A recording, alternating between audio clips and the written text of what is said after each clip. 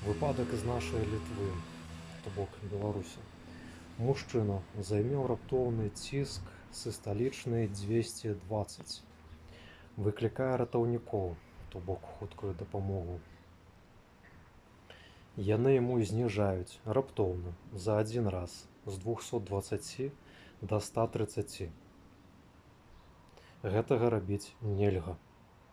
Па правілах зніжаецца паступова не больш за 20% у адзін раз ад у дадзеным выпадку 220.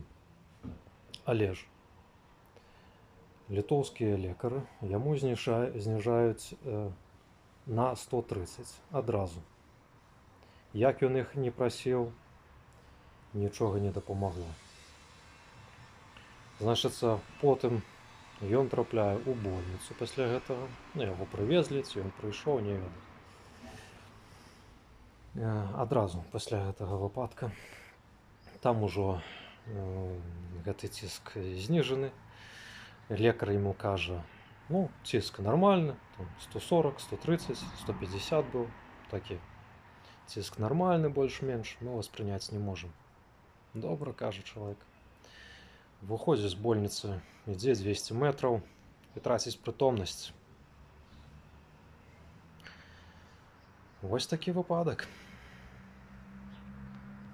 Я паразмаўляў са сваімі калегамі-ратаўнікамі, якія маюць вельмі высокую кваліфікацыю.